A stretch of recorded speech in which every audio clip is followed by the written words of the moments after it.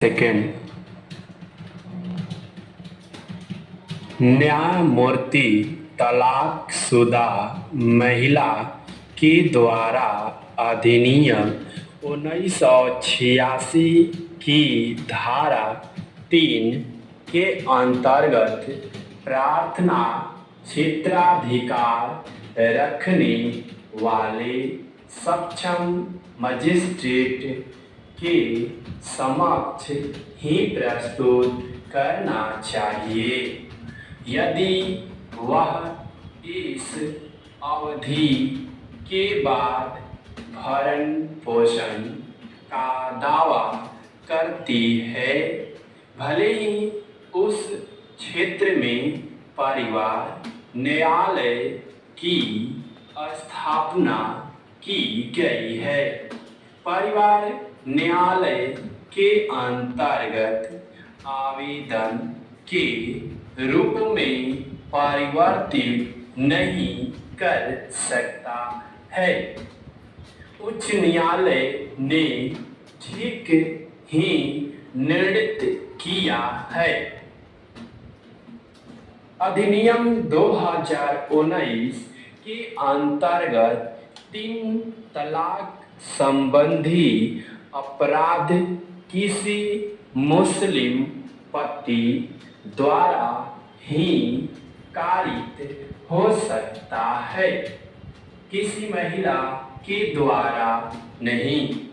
अतः अधिनियम के अंतर्गत किसी महिला को तब तक अभियोजित नहीं किया जा सकता है जब तक कि अधिनियम 19 के अंतर्गत अपराध के साथ साथ किसी अन्य दंडिक विधि के अधीन किसी अन्य अपराध के लिए भी महिला को अभियोजित न किया गया हो।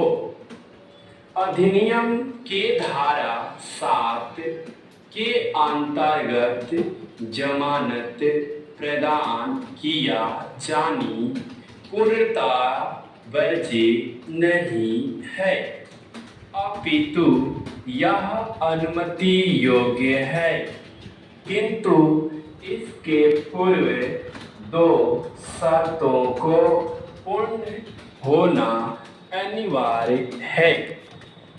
पहली यह कि महिला जिस पर 3 तलाक दिया गया हो को भी सुना जाए, और दूसरा संबंधित मजिस्ट्रेट की समाधान हो गया हो कि अभियुक्त को अग्रिम जमानत प्रदान किए जाने हेतु युक्त आधार विद्यमान है।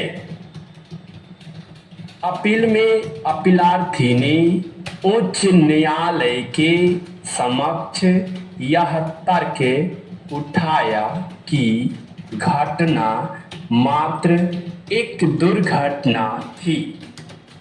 उच्च न्यायालय ने प्रत्यक्षदर्शी साक्ष्यों के साक्ष्यों पर निष्कर्षित किया कि तदनुसार उच्च न्यायालय ने अपील निरस्त कर दिया।